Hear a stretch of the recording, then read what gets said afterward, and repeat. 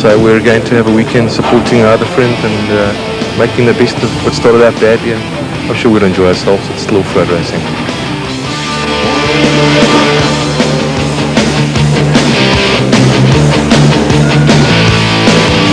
The 562-kilometre route for Racing Section 1 took competitors through to a service area at Lepepe.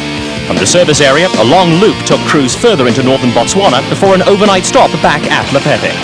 Off-road racers just love early morning starts. There are always last-minute mechanical problems to be sorted out, and for so early in the morning, Bucks Carolyn, sharing driving duties with brother Richard, looked as fresh as a daisy and was full of tactical plans. Look, we're just going to have to be careful because the cars are so closely bunched, so I'll mostly let the first guys through and then just tag along for the first 80k so we can just get away from the bunch and then take it over 2 days. I don't want to take it over 1 day. It's not the best position to be in right now. The Carolyn brothers led the field away, with Bucks taking the first stint behind the wheel of the Lubrication Equipment Raceco. Behind the Carolyns, everyone was gearing up for a tough day of racing. Oh, we have a good race on hand because 2 years ago in our last race, the desert race, I was lying a very comfortable third, and Buck came and gave me a wake-up call. So I guess he's going to get a wake-up call this morning pretty early. But yes, we're going to go for it. Not so much today, but we're still going to go for it. There's a mean pack behind us. There's a mean pack behind us. The sun was just starting to creep over the horizon as the huge field of nearly 50 cars started to get underway. As is normally the case on off-road events, the four-wheelers started ahead of the motorcycles and quad racers who, if they had any sense, were still tucked up in bed. Tactics are always an integral part of motorsport events. With 1,000 kilometres of sand and thorn bushes ahead over the next 2 days, the general consensus among competitors was to take it easy on Racing Section 1 and make an all-out effort on the run back to Gaborone. Take it easy to the overnight stop. Let's get the car there in one piece, nice and strong, so that we can come back strongly tomorrow. While Neil Woolrich and Paul Vermaak were looking for a repeat of their win on the Sugarbelt 400, Springboks Cassie Coetzee and Richard Leek were worried about a gearbox problem that plagued them on the time trial. One of the spacers broke down in the gearbox, but Gilo and his team last night fixed it. They make a plan, so hope that solved the whole problem today. Coetzee and Leek started well back in the pack in the Castrol Toyota Hilux. Among the main contenders for overall honours in the commercial vehicle category, the gearbox problem was an early setback for the pair. Dry riverbed sections are a feature of the Toyota 1000 Desert Race, and even for vehicles custom built for off-road racing, it's tough going in the thick sand. Reigning special vehicle champions Herman and Karl-Heinz Solwald in the Eagle Raceco were soon running at the front of the field. Looking for their first win of the season, the Solwalds loved nothing more than to get out in front and let everyone else do the chasing. Doing the early chasing were Marius and Margie Beaurain in the Top Trans Raceco, powered by a Toyota motor. Winners of the special vehicle category on the Barbespun 500 and second on the Sugarbelt 400, the Beaurains were one of the form teams in the field.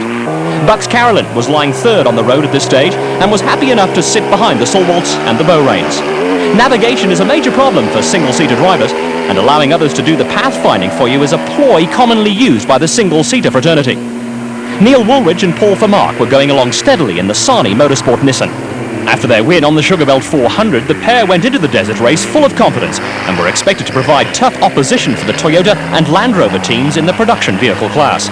It was not to be a happy event for Woolrich and Vermaak, with the Nissan Sani an early casualty.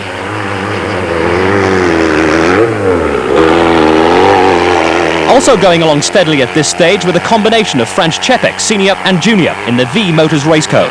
The Czepeks are dab hands at maintaining a steady and consistent pace, and for many off-road fundies were the team to watch. Behind the Czepeks, all appeared well with the Castrol Toyota Hilux in the hands of Cassie Coetzee and Richard Leek. When drama struck, it came with little warning, with the Hilux grinding to a halt in the thick sand. With the Castrol Toyota stranded in the riverbed, Nardus Alberts and Peter Mathieu came steaming past in the Rapsa Raceco. Coetzee and Leek were battling to get the Toyota underway, but the look on Coetzee's face said it all.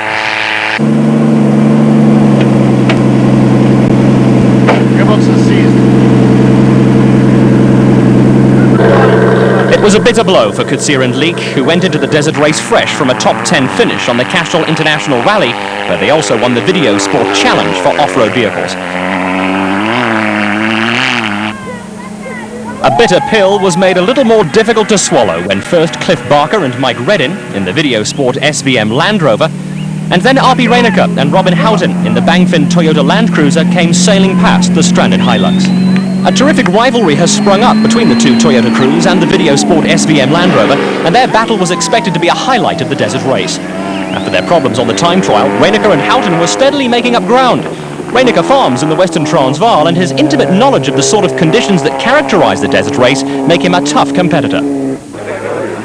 There were plenty of spectators who braved the early morning chill to catch a glimpse of the cars at various vantage points not far from Gaborone. Never want to sit back and take it easy in an off-road car, Linton Draper was pushing as hard as he could in the impressive raceco. Not far behind Draper was son Craig, who was also going like a train. Both Drapers were to run into problems, though, with their challenges coming to nothing.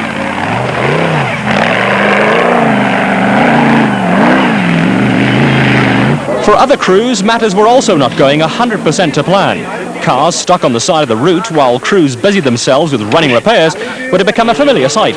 The desert race always takes its toll, and a little mechanical knowledge is always useful in these circumstances. Class B frontrunners Wade Perrins and Derek Frankenberg had so far managed to avoid trouble and were going along steadily in the Sandmaster. Chris Kuneker was also having a good run in the single-seater Raceco, which he recently bought from Robbie Walk, last year's desert race winner.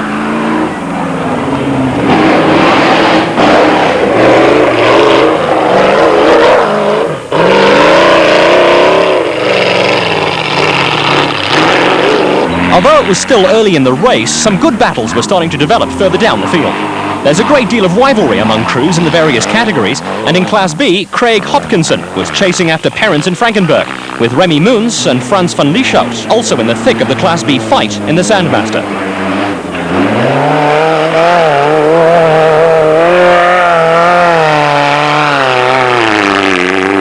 It was tough going for the crews and machinery, but the desert race is never easy.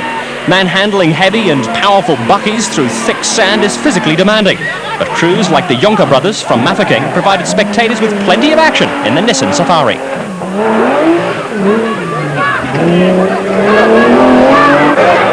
Two or three cars bunched together also provides for interesting situations. The Noble brothers, Rashid and Hazim, found themselves behind a terrific Class E battle going on between Shumi van Vuren and Fani Kotzer, and Niels Lemmer and Frans Skutter in a pair of Toyota Hiluxes. Both Toyota crews are members of the Barberspun Motor Club, with a lot of friendly rivalry involved in the battle. The Noble brothers squeezed past Lemmer and Skutter, who then found themselves in a spotted bobber. While Van Vuren and Kotzer and the Noble brothers disappeared down the road, Lemmer and Skutter found their progress temporarily halted. It called for Plan B, and with plenty of friendly encouragement from spectators lining the riverbank, the pair, taking another stab at a troublesome obstacle, was soon underway again.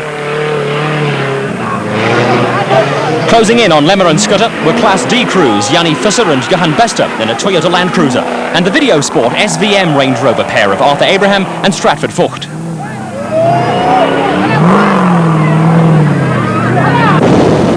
While the car competitors were tackling the tough, dry riverbed sections, the quad racers were belting along at high speed on some of the smoother sections of the route. Out in front of the quad field was Vickers van Deventer on a Yamaha, who was quickly stamping his authority on the class. Van Deventer, riding with broken ribs, was going like the clappers and had opened up a commanding lead over Francois Smit.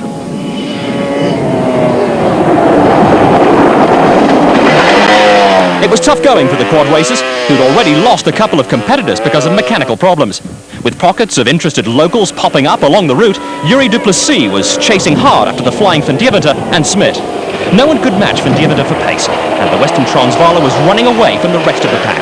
The quad field was starting to string out a little, with Paul Breckel fourth on the road on the Brasco refrigeration Yamaha.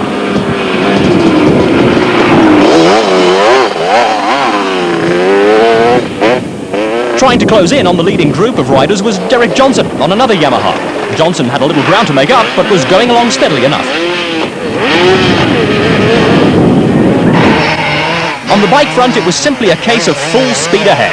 A flying Darrell Curtis on the Pro Action AGA Panasonic KTM moved into the lead soon after the start and looked intent on quickly grinding the opposition into the dust. Curtis was being chased by Bloemfontein rider Graham McLachlan on the Lesotho Office Equipment Honda, with Gavin Nimmo on a privately entered Kawasaki slotting into third place.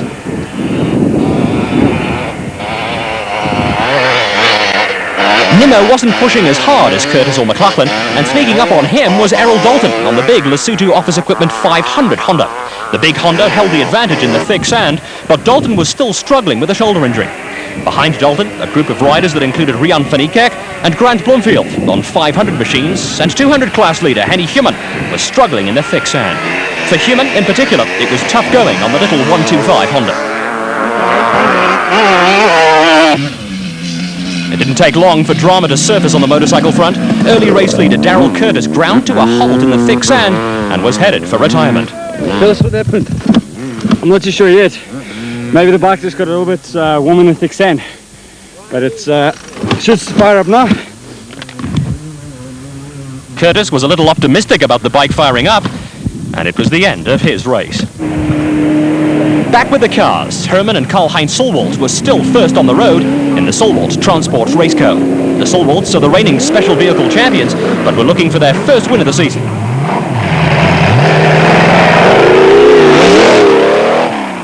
With the Raceco sounding good, the pair had opened up a slight gap on Marius and Margie Beaurain.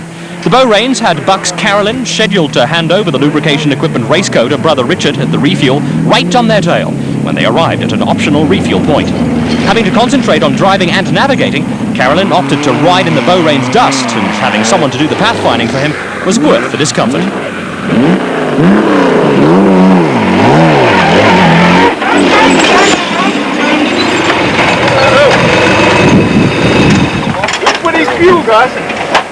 Crews were not allowed any outside assistance at the refuel points and had to do the refueling themselves, along with any running repairs that might have been needed.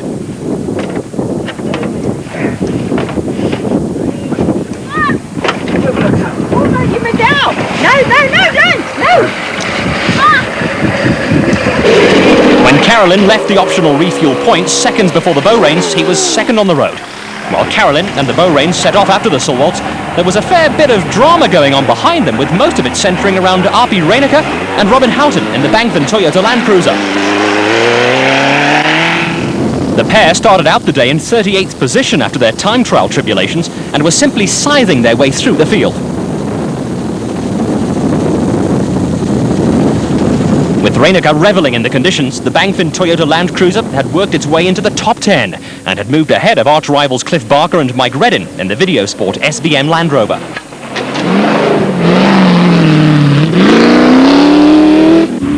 Also proving to be something of a surprise package was Chris Kunecker in the Raceco. Although the Raceco was starting to suffer overheating problems, Kunecker was holding down a place in the top 10.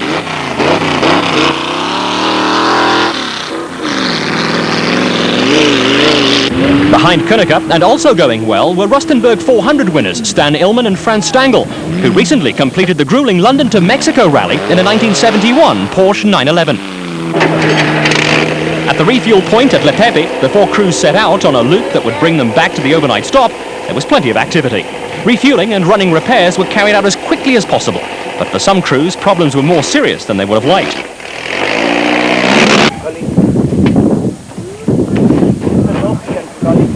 First on the road, prior to reaching the refuel point, Herman and Karl-Heinz Solwald had fallen back and were in trouble. A power steering problem almost forced them to withdraw from the race. We've lost the power steering pump on about 160 k's from the start, and from there till here, we've lost a lot of time. And I can't keep the car on the road, so unless we can fix it or replace it, I don't think I'll carry on. The problem was a blow for the Solwalds, who desperately wanted to win the desert race. In the true spirit of off-road racing, the Solwalds managed to borrow a replacement part from the Draper team. While the team set about getting the Raceco back into action, there were problems of a different kind for the Carolyn brothers and Chris Kunecker. After a breakdown on the road to Le Pepe, Richard Carolyn's racing overalls and helmet went temporarily missing, and he was unable to take over the lubrication equipment Raceco from brother Bucks. Kunecker's service crew had also failed to arrive at the service point, and he was forced to borrow fuel from Reinecker's Bangford Toyota team, who rallied around to work on the car.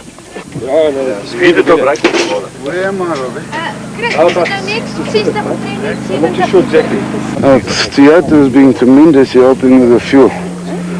If it wasn't for them, I don't know what I'd do. With the Solwalt, Beaurain and Carolyn teams running into various problems, there had been a change in the race order.